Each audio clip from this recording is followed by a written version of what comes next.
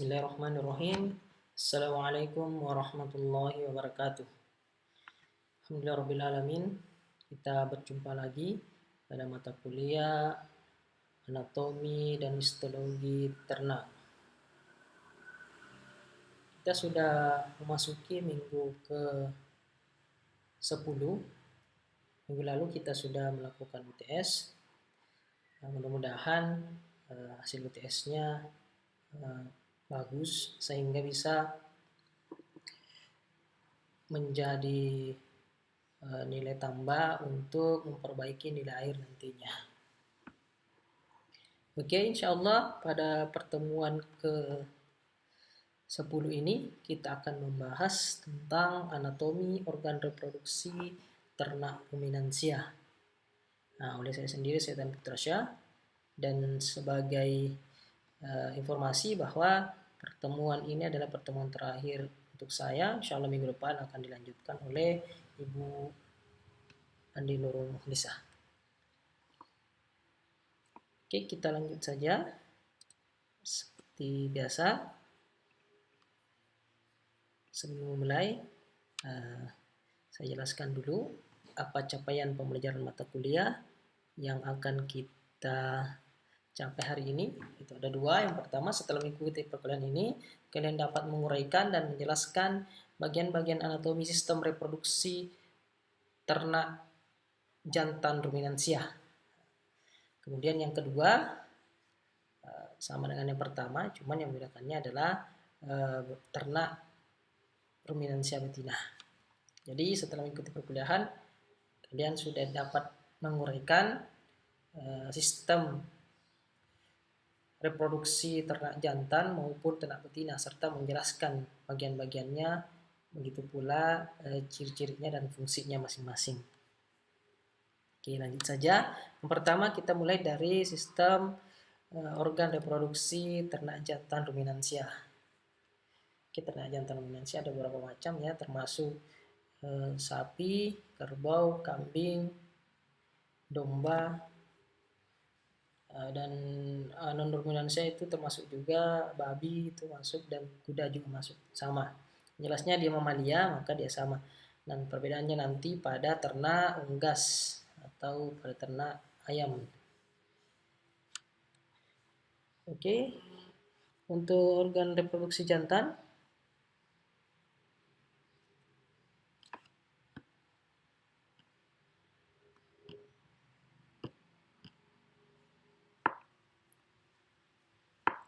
yang pertama bagiannya ada testis atau yang dibungkus oleh skrotum. Nah, jadi di sini ada testis, skrotumnya dibungkus oleh skrotum. Nah, ini skrotumnya ada di luar, tidak terlihat. Nah, ini skrotumnya. Kemudian di dalamnya ada testis. Nah, kemudian yang kedua ada epididymis. Epididymis ini adalah bagian melengket pada testis. Nah, ini ada 3 bagian di sini, kita akan jelaskan nanti. Kemudian selanjutnya ada salurannya, ductus atau vas deferens. Ini dari epididymis masuk ke vas deferens. Setelah itu masuk ke, nah ini ada beberapa kelenjar aksesoris yang menempel pada sistem reproduksi jantan. Ada kelenjar vascularis atau vesica seminalis ini. Kemudian di depannya ada kelenjar prostat. Nah, setelah itu ada lagi satu kelenjar di sini namanya kelenjar bulbourethralis atau Cowpery gland, sama saja. Nah, setelah itu, ini bagian yang besar ini adalah bagian organ kopulatoris atau penis. Setelah uretra ini semua bagian penis. Untuk organ penis sendiri terdiri dari korpus penis, korpus itu badannya. Kemudian ada musculus retractor penis, ini yang warna hijau ini. Ini musculus yang mengatur kontraksi penis, memanjang dan memendeknya penis. Kemudian ada uretra, ini bagian dalam sini uretra, jika dipotong maka akan kelihatan salurannya. Dan ada gland penis atau kepala penis. Gland penis. Nah, itu organ. Yang terakhir ada processus uretalis. Nah, ini bagian memanjang pada kepala penis. Ada processus uretalis. Processus itu perpanjangan, pemanjangan. Bagian uretra, yang bagian uretra di bagian ujung gland penis. Nah, itu dia organ reproduksi jantan. Kita akan bahas satu-satu. Yang pertama kita mulai dari testis atau skrotum. Ini testis atau skrotum merupakan skrotum, mulai dari skrotum. Skrotum merupakan pembungkus luar atau lapisan luar yang membungkus testis atau bagian kulit luar dari kulit abdominal dari testis. Nah, dia berbulu. Kemudian di bagian ini, bagian sisiknya ini ada yang namanya tunica dartos. Nah, sebelah proksimal berlanjut dalam bentuk otot. Ini dia ada beberapa otot di sini. Ada musculus cremaster externus namanya pada skrotum ini. Fungsinya adalah ada dua, yaitu sebagai termoregulator, dalam hal ini mempertahankan kondisi suhu dari testis. Nah, jadi fungsinya skrotum itu mempertahankan kondisi suhu dari testis. Jika suhu testisnya dingin, maka musculus cremaster externus ini akan berkontraksi mendekati dinding tubuh, mendekati tubuh. Nah, makanya kalau kita kedinginan, terutama laki-laki ini kedinginan, maka testisnya akan mengkerut mendekati tubuh. Gunanya apa? Agar memperoleh banyak kalori atau panas dari badan. Nah, sedangkan ketika dia kepanasan, testisnya kepanasan, maka dia akan melakukan relaksasi, akan menjauhi dinding tubuh.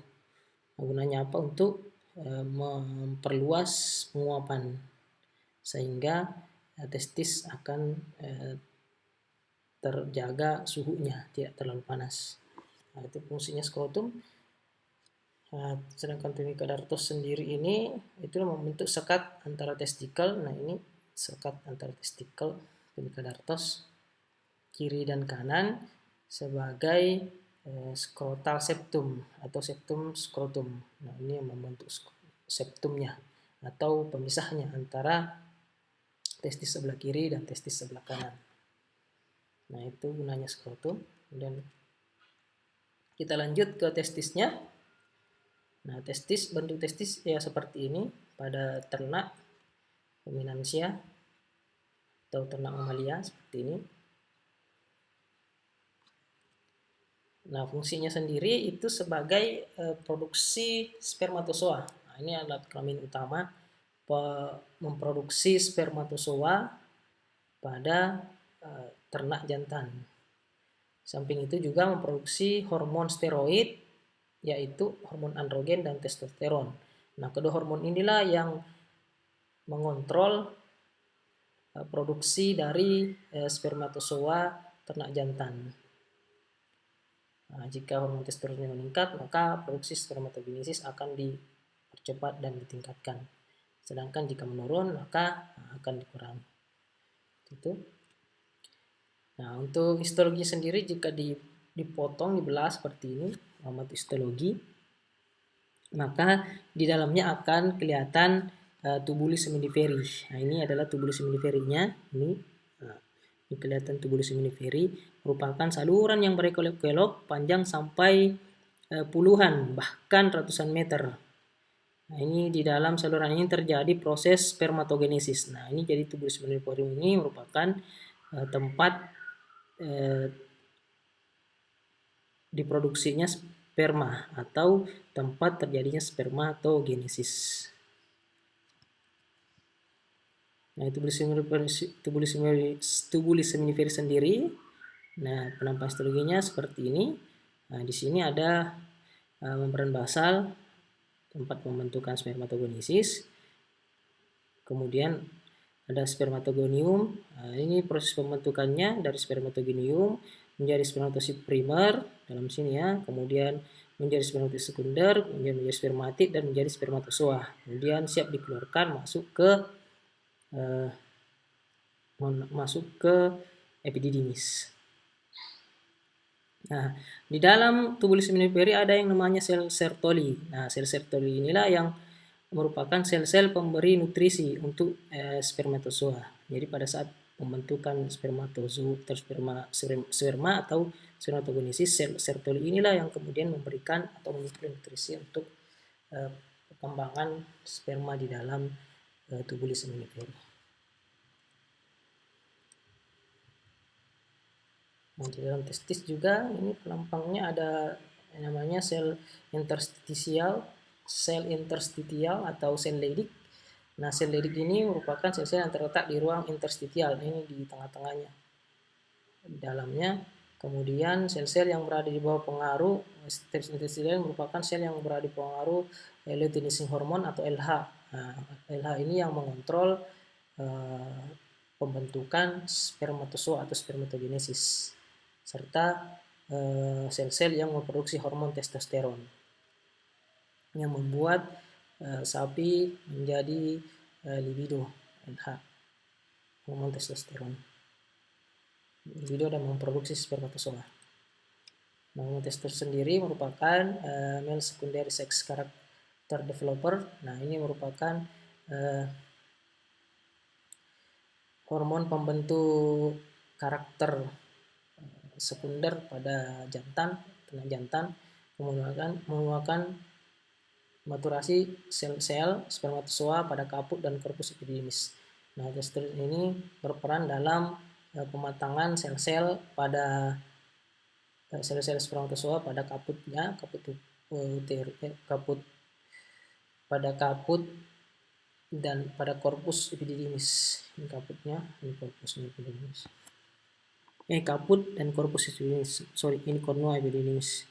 Ini pematangan pada kaput dan korpus epididymis. Nah, dan merupakan growth hormone, hormon pertumbuhan, testosteron ini, sehingga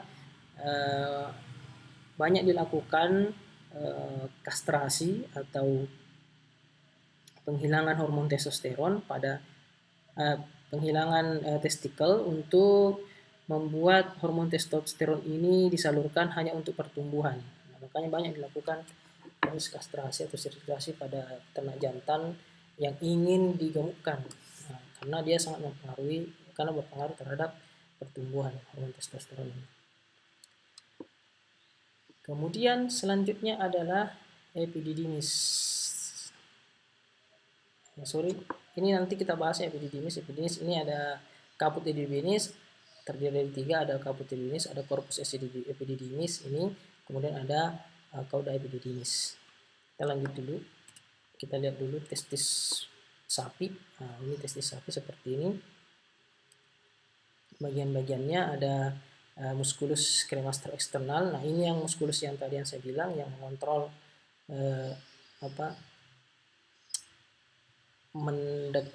mengontrol suhu testis ini. Jika panas maka dia akan merenggang, jika dingin maka dia akan mengkerut mendekati tubuh ternak.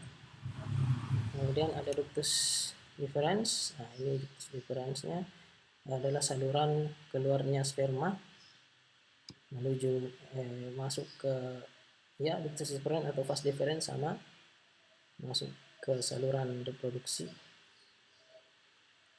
masuk ke penis. Kemudian ada korpus, ini korpus epididymis, ini ada kaput epididymis, ini cauda epididymisnya, ini korpus, ini cauda, ini kaputnya. Jadi dari sel Sertoli tadi, dari sel-sel Leydig, kemudian sel-sel Sertoli, nah ini akan masuk ke kaputnya ini. Nah, ini kaput epididymisnya, kemudian menuju ke korpus epididymis untuk pematangan spermatozoa di sini. Kemudian masuk ke cauda epididymis menuju ke ductus deferens atau vas deferens sama saja. Nah, di sini ada arteri ya yang mengontrol pembuluh darah, arteria vena testicularis namanya. Nah, sedangkan pada kambing ini ada funiculus spermaticus namanya. Nah, susunnya tersusun dari arteri testicularis, vena testicularis namanya flexure pampinoformis, kemudian ductus deferensnya, ductus deferens, saluran deferens atau vas deferens, kemudian ductus lymphaticus, dan ada juga saraf testicularis. Nah, ini korpusnya, ini kaputnya, korpus dan cauda epididymisnya. Nah, ini kita lanjut ke bagian epididymis seperti yang saya jelaskan tadi. Bagian epididymis ini terdiri dari 3 bagian, ada yang kaput epididymis, kemudian ada korpus epididymis, dan ada cauda epididymis, merupakan saluran atau bagian tempat pematangan spermatozoa setelah diproses di seminivorus tubularis atau di rete testis. Nah, di sini rete testis.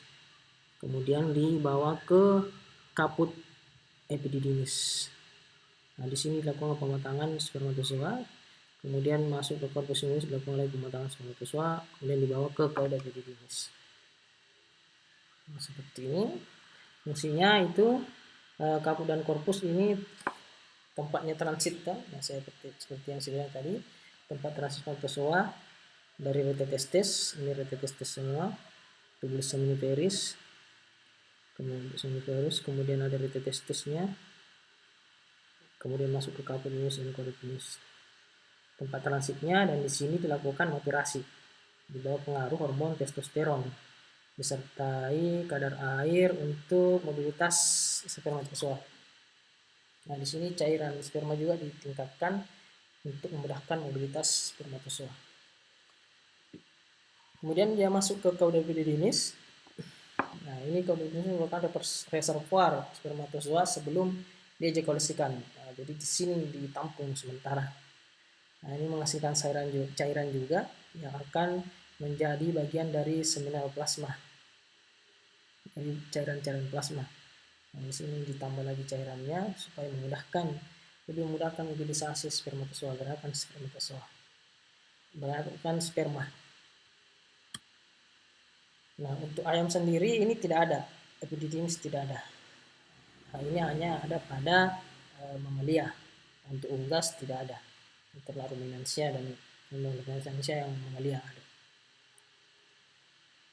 Kita lanjut, yang ketiga ada vas deferens. Nah, ini bagian vas deferensnya. Ini yang di luar ya, bukan yang di dalam ini. Nah, ini. Jadi setelah dari cauda epididymis, dia akan sperma akan masuk ke dalam ini vas deferens atau ductus deferens sama saja. Vas saluran, ductus saluran sama saja.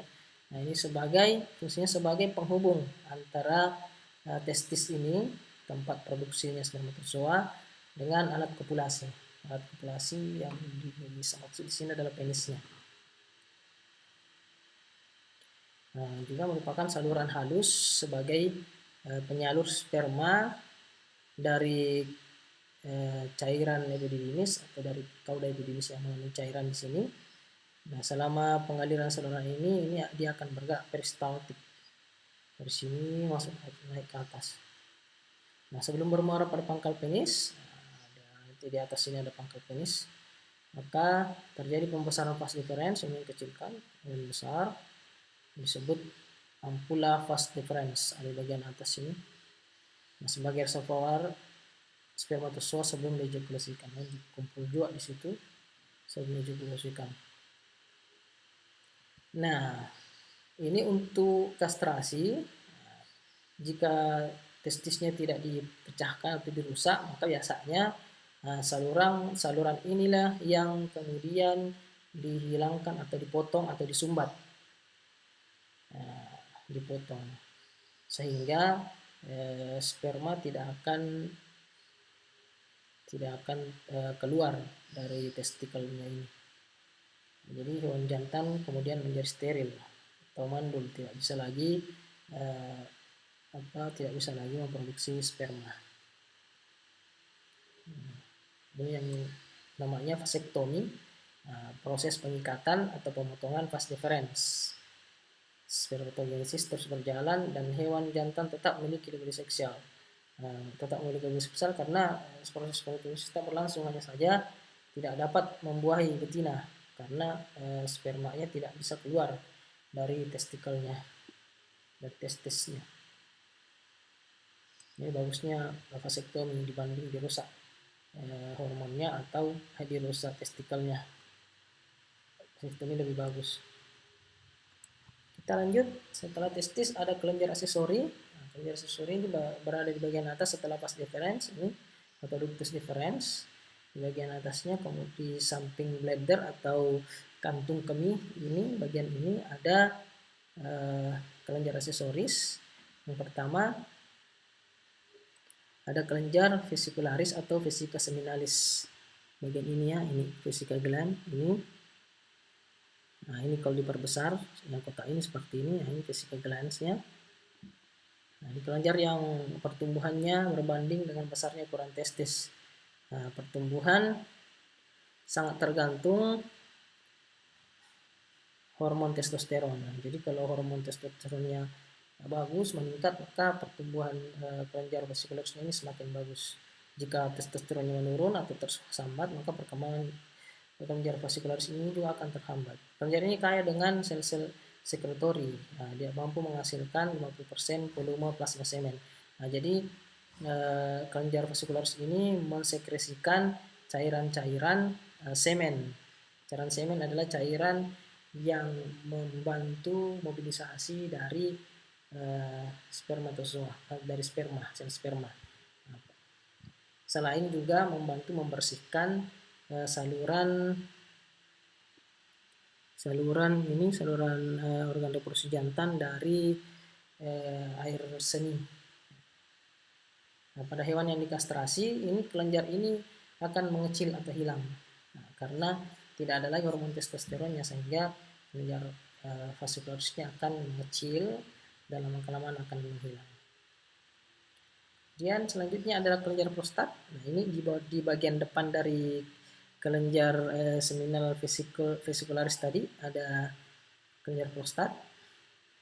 Nah, ini mensekresikan sebagian kecil dari seminal plasma atau semen, plasma semen. Nah, kalau yang tadi seminal vesicle ini sebagian besar, sebagian kecil lagi disekresikan oleh prostat.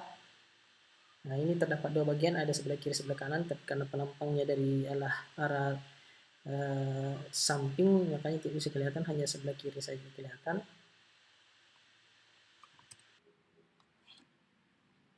Selanjutnya ada Cowper's gland, yaitu kelenjar bulbouretalis. Nah, ini ada di bagian sini ya. Ini di bagian depan atau bagian belakang, bagian dorsal dari prostat gland, kelenjar prostat. Nah, kelenjar bulbouretalis ini merupakan kelenjar yang berekskresi sebelum terjadinya ejakulasi. Nah, pada sapi dan domba, kelenjar ini mensekresikan cairan yang keluar sebelum proses ejakulasi, disebut dengan dribbling. Nah, ini berfungsi sebagai pembersih uretra atau membebaskan uretra dari pengaruh urin, sehingga urin-urin ini tidak mempengaruhi sperma nantinya. Nah, karena urin bisa mempengaruhi produktivitas sperma. Nah, kelenjar ini sebagian kecil dari seminal memberikan sumbangsi sebagian kecil dari seminal plasma. Jadi merupakan sumbangsi dari semen juga. Nah, ini kelenjar bulbouretalis. Oke, lanjut. Kelima ada kelenjar organ copulatoris atau organ penis. Nah, ini merupakan organ utama juga dari sistem reproduksi jantan. Nah, ini ada dua tipe dari penis ini. Ada yang fibroelastik, Ini merupakan jenis dari tipe penis dari sapi, domba, babi karena memiliki musculus retractor penis. Nah, ini yang membedakannya. Ini ada musculus retractor penis, karena ada ini maka korpus dari penis ini bisa dikeluarkan dan bisa dimasukkan, makanya tidak kelihatan nanti. Dia bisa masuk ke dalam badan sapinya, ternaknya. Nah, sedangkan yang jenis kedua ada fibrovaskular, itu atau cavernosa pada kuda dan primata, termasuk manusia. Makanya pada jenis penis pada primata, kuda, ini dia tetap kelihatan di luar, tidak seperti pada jenis hewan-hewan ruminansia seperti domba, babi, sapi. Perbedaannya ini ada musculus retractor penisnya yang memasukkan dan mengeluarkan korpus batang penis, korpus penis. Nah, bagian penis pertama ada korpus penis, ini batang penis, kemudian ada musculus retractor penis, ya ini ada sapi ya, pada primata dan kuda ini tidak ada. Kemudian ada uretra, nah ini saluran bersama ya, saluran urin dan saluran sperma juga. Kemudian ada gland penis, nah ini kepala penisnya. Kemudian di gland penisnya ada yang namanya processus uretalis. Nah ini processus uretalis merupakan penjuluran saluran uretra pada gland penis. Nah, untuk sapi sendiri ini tidak menjulur, nah ini bulu pada sapi. Sedangkan pada domba, kambing ini terlihat penjulurannya, begitu pula pada bull, pada babi. Nah, untuk stallion atau kuda, nah ini juga sama, tidak kelihatan penjulurannya. Itu bagian-bagian dari organ kopulatoris. Nah, kita lihat pada sapi jantan. Nah, ini seperti ini modelnya. Organ kopulatorisnya dari sini ya, ini. Nah, dari sini sampai ke bawah. Ini jika dipotong melintang akan seperti ini modelnya, potong melintang di sini ya. Nah, ini nomor 1 ada arteri atau vena penis dorsalis yang menyuplai darah dan oksigen ke penis. Kemudian ada korpus cavernosum penis, ini korpusnya, batang penisnya. Nah, kemudian ada uretra, 3, dan ada korpus vomitium penis. Nih. Ada musculus retractor ini ya, ini 5. Ini yang mengeluarkan dan memasukkan penis. Kemudian ada perpitiumnya di depan. Nah, ini yang bagian luarnya yang menutup penis, belalainya. Kelihatan. Perpitium penis. Nah, ini bagian penis jantan. Kemudian lihat sapi, kemudian lihat kambing, ini kambing. Nah, sebagian besar mirip, ini muskulusnya, musculus retractor penisnya. Kemudian ini dipotong melintang, nah, bagian-bagiannya sama, ada arteri vena dorsalis, ada korpus cavernosum penis, kemudian ada uretra, dan ada korpus spongiosum penis. Sama. Nah, cuman ini ada ini ada prosesusnya ini. Nah, prosesus uretalisnya. Nah, kita bedakan. Nah, ini ekstremitas cranialis penis sapi, bagian sinister atau bagian kirinya. Nah, ini yang keluar, nah, ini yang masuk ke dalam vaginanya. Nah, ini ada uretral prosesusnya, ini tidak keluar ya. Nah, ini tidak mempunyai proses uretra yang menjulur keluar, nah, tapi dia di gland penisnya, di kepala penisnya. Nah, untuk domba dan kambing, nah ini ada prosesus uretralnya keluar seperti ini. Nah, ini arah kanan ekster dan ini arah sinisternya. Nah, ini sangat berbeda dengan sapi, kambing, dan domba. Oke, nah itu tadi yang organ reproduksi betina. Sekarang organ reproduksi jantan, maaf. Sekarang kita lanjut ke organ reproduksi betina. Nah, organ reproduksi betina pada umumnya ini adalah organ reproduksi betina jika dibelah bagian medialnya akan seperti ini penampakannya. Bagian-bagiannya ada yang pertama ada ovarium. Nah, ini bagian pertama ovarium. Kemudian bagian kedua ada oviduct atau tuba fallopi. Nah, jadi sama aja ya, oviduct sama tuba fallopi. Kemudian lanjut ada uterus. Nah, uterus ini ada 2 bagian, ada kornuanya bagian tanduknya ini cornu uteri kiri dan kanan, dan ada korpusnya atau badan uteri. Kemudian lanjut ada cervix atau dinding bibir rahim. Nih. Kemudian ada vagina. Nah, ini dipisahkan oleh cervix tadi. Ada vagina. Kemudian di ujungnya ada vulva. Yang paling ujung ada vulva. Nah, itu bagian-bagian reproduksi betina. Nah, kita lihat satu persatu. Kita mulai dari, nah ini ini penampang bagian dorsal. Nah, jika dipotong bagian dorsalnya, akan seperti ini. Nah, tadi ini ovarium, kemudian ada ini tuba fallopian atau vidak, ini yang keriting-keriting ovariumnya, kemudian tuba fallopian atau vidak. Kemudian ini ada uteri, uteri atau uterus, terbagi menjadi dua bagian, ada kornuanya, ini tanduknya kiri kanan, kornu uteri, kemudian ada korpusnya. Nah, setelah itu ada cervix, ada vagina, dan ada vulvanya. Nah, jika dipotong melintang dari belakang ini dorsalnya, maka kelihatan seperti ini. Nah, ini ususnya. Nah, bagian sini yang dirogoh, kemudian dipegang ketika dilakukan proses palpasi rektal. Nah, ini yang dipegang uterusnya. Nah, bagaimana perkembangan bayinya atau ketika ingin melakukan inseminasi buatan. Seperti penampakannya, bagian-bagiannya silahkan dilihat nanti. Nah, kita mulai dari yang pertama, ada ovarium. Nah, ovarium seperti ini sel telurnya atau ovarium pada hewan mamalia atau ternak ruminansia, sapi, kambing, dan kerbau. Nah, pada babi non ruminansia juga sama, dan kuda. Ini seperti ini ovariumnya. Nah, patologinya adalah seperti ini. Jika dibelah melintang, maka akan seperti ini. Dibelah ini akan seperti ini kelihatan. Nah, fungsinya secara histologi ada dua bagian. Pada ovarium ini ada medula ovari. Nah, ini bagian medula ovari semua ya. Dan ada korteks ovari. Nah, ini yang medula ovarinya ya. Ini semua ini medula ovari. Nah, ini berisi tenunan arteri dan vena.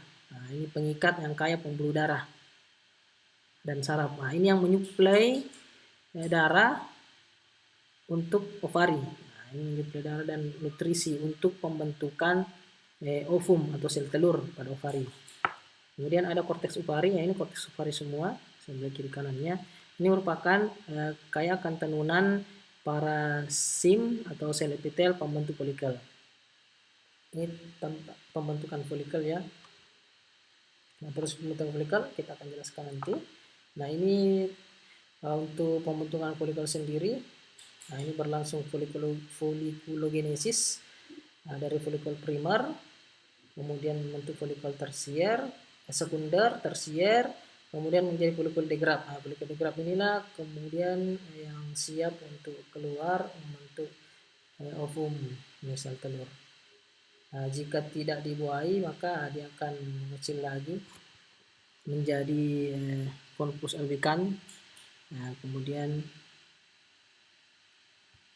siklusnya akan berputar kembali. Nah, seperti itu. Nah, ini fungsi ovarium ada dua. Yang pertama itu membentuk sel gamet di ovarium, sel gamet melalui proses oogenesis yang saya jelaskan tadi. Kemudian yang kedua itu pembentukan hormon steroid. Dalam ini adalah hormon estrogen dan progesteron yang terbentuk dari proses steroidogenesis. Nah, hormon ini yang kemudian mengontrol proses pembentukan sel telur atau genesis atau pembentukan ovum pada ovarium. Nah, ini siklus aktivitas ovariumnya seperti ini yang saya jelaskan tadi. Mulai dari oosit primer seperti ini dari sini, kemudian dari korpus luteum yang tergenerasi membentuk oosit primer, kemudian berkembang menjadi folikel, berlanjut menjadi folikel yang agak lebih besar lagi, kemudian menjadi oosit primer, berkembang membentuk oosit sekunder, kemudian matang menjadi folikel degrad, kemudian keluarlah sel telur ovumnya. Nah, ini yang akan kemudian melakukan pembuahan di tuba Fallopi atau vidak dengan bertemu dengan sel jantan di ampula isthmus jantan namanya.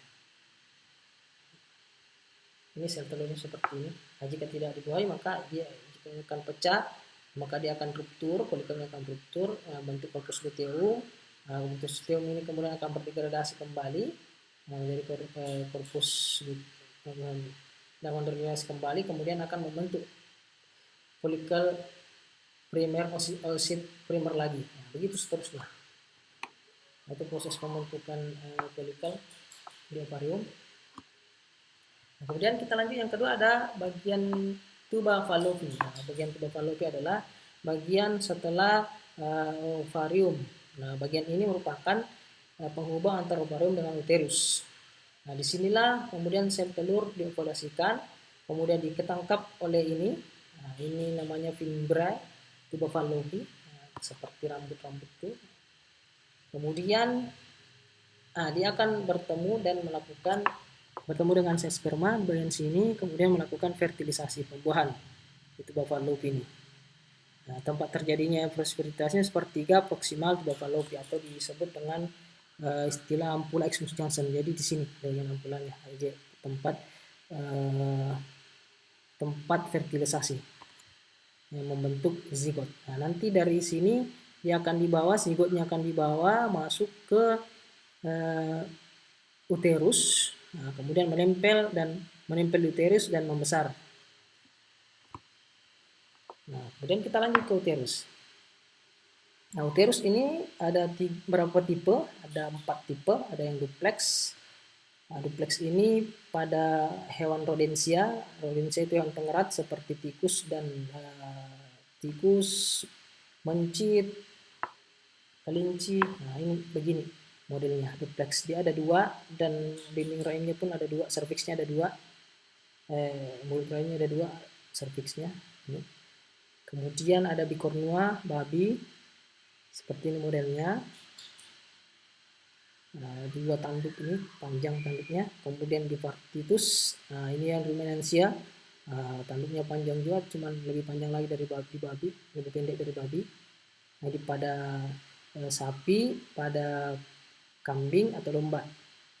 Nah, pada simplex ini pada kuda dan primata. Ini simplex, ini mare pada kuda betina.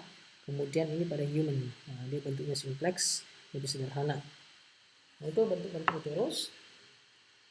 Nah, fungsi dari uterus sendiri ada 2, ada fungsi dari kornua uterinya, ada fungsi dari korpus uterinya. Ini kornuanya, ini korpusnya. Nah, kornua sendiri ini merupakan tempat penempelan zigotnya yang tadi, yang dari tuba Fallopi matang membentuk zigot di situ, kemudian dibawa ke sini, menempel di kornua uteri, dia akan membesar, membentuk embrio dan membentuk fetus di sini. Dia akan membesar menuju ke korpus uterinya, akan besar di sini. Sedangkan korpus uteri sendiri merupakan tempat deposisi semen. Nah, ketika kopulasi dan ketika dilakukan proses inseminasi buatan. Nah, secara anatomis dan histologis, kornua dan korpus uteri ini memiliki struktur yang sama. Ada myometrium ototnya, kemudian ada perimetrium, merupakan selaput serosa atau peritoneumnya, kemudian ada endometrium mukosa dan selaput lendir. Kita jelaskan satu-satu. Mulai dari endometrium sendiri merupakan selaput lendir atau mukosa. Nah, ini bagian ini kaya sel epitel penghasil sekresi atau cairan lendir. Nah, ini banyak diproduksi ketika estrus. Nah, ini akan hipersekresi sehingga timbul lendir yang menyebabkan berlendirnya bagian vulva dari sapi betina. Nah, dikatakan lendir birahi. Nah, ini produksinya dipengaruhi oleh hormon estrogen. Kemudian pada mukosa hewan ruminansia ada carunculae atau placenta materna, ini berderet banyak, kemudian jumlahnya bervariasi menurut individu dan spesiesnya. Dan perkembangan epitel endometrium ini bervariasi menurut siklus estrus dan kebuntingan. Nah, untuk myometrium sendiri, myometrium adalah bagian otot dari uterus. Nah, ini berbentuk melingkar. sirkuler dan memanjang, longitudinal, itu melingkar dan memanjang. Nah, kontraksi uterusnya ini ada 2 macam, dia lembut ketika dia lagi estrus, sehingga memudahkan penetrasi dari penis ternak jantan, dan memudahkan terbukanya serviks atau dinding rahim tadi, sehingga memudahkan masuknya sperma ke dalam uterus. Nah, ini dipengaruhi oleh estrogen dan oksitosin. Sedangkan ketika dia ingin melahirkan atau partus, maka dia menjadi kuat, dinding uterus ini atau uterus ini menjadi kuat. Ini memudahkan dalam mendorong fetus keluar pada saat melahirkan. Ini dipengaruhi oleh hormon oksitosin dan estrogen. Kemudian terakhir ada perimetrium, merupakan selaput atau serosa atau pembungkus organ yang tersusun dari selaput peritoneum pada uterus. Nah, ini keadaan ketika hewan ternak betina lagi melahirkan, ketika bunting, ini kornea dan corpus luteum membesar. Nah, ini besar sekali karena berisi fetus ya. Ligamen lata uteri menebal, bulu darah menambah percabangan-percabangan sebagai sumber nutrisi untuk fetus. Kemudian metrium menjadi menipis, endometrium menjadi menebal, serviks tertutup lendir kental di serviksnya, lendir kental, supaya mencegah kontaminasi dari luar untuk fetusnya. Nah, lanjut ke serviks uteri. Nah, ini tadi serviksnya yang menebal ketika bunting tadi ini. Serviks merupakan dinding rahim atau dinding penghubung antara rahim atau uterus dengan vagina, mencegah kontaminasi uterus dari lingkungan luar. Nah, ini merupakan bagian uterus dengan struktur otot yang sangat tebal. Nah, ini berlipat-lipat. Nah, saluran serviks dikenal dengan nama canalis cervicalis. Dia berbelok-belok dan dibentuk oleh annulus cervicalis atau cincin cervicalis. Nah, ini. Nah, annulus cervicalis ini merupakan cincin yang melingkar di canalis cervicalis. Dia sangat mengganggu kegiatan pelaksanaan IB. Makanya pada saat ketika IB ini standing gunnya harus masuk melewati ini, cincin canalis cervicalis ini, sehingga deposisi sperma akan masuk ke dalam rahim atau uterusnya, badan uterus, corpus uteri. Nah, ini merupakan gerbang, serviks uteri merupakan gerbang yang kuat melindungi uterus dari infeksi dunia luar. Vagina. Nah, oke, yang kelima ada bagian vagina. Ini bagian yang ini. Nah, ini tadi serviks yang menghubungkan antara vagina dengan uterus ini. Nah, ini vagina, bagian ini. Nah, ini terdiri dari mukosa, ada mukosanya, lendirnya di sini, memudahkan proses kopulasi. Kemudian tempat terjadinya kopulasi juga di sini. Nah, peletakan semen pada saat kawin alam. Nah, kalau kawin IB kan harus melewati ini ya, semennya di sini. Kawin alam di sini. Nah, namun serviksnya akan terbuka sehingga memudahkan nanti masuknya sperma. Nah, ini tempat penyimpangan vaginal pesari atau spon vaginal pada saat sinkronisasi estrus. Ada sinkronisasi birahi di sini disimpan. Nah, yang terakhir, organ paling luar dari organ reproduksi betina ada vulva. Ini pada ujungnya. Nah, disebut juga vestibulum vaginae atau sinus pregenitalis. Nah, ini sangat berperan penting sebagai tanda sapi ketika birahi atau estrus. Nah, vulva ini dia akan memerah, kemudian berlendir, hangat, dan membengkak. Nah, jadi ini merupakan tanda dari sapi betina ketika estrus atau lagi birahi, ingin kawin. Nah, itu yang bisa saya jelaskan pada kesempatan kali ini. Semoga bisa dimengerti dan dipahami. Jika ada pertanyaan jangan sungkan-sungkan, silahkan bertanya di grup WA yang kita bentuk. Dan saya informasikan sekali lagi, ini adalah pertemuan terakhir kita. Saya harapkan dipelajari dengan baik dan insya Allah saya akan masukkan sebagai bahan untuk ujian akhir semester. Selamat belajar, semoga sukses dan semangat terus, jangan kendor. Meskipun kita tidak bertatap muka, saya harapkan teman-teman masih tetap bisa fokus dalam belajar. Sekian perkuliahan kali ini. Saya tutup. Assalamualaikum warahmatullahi wabarakatuh.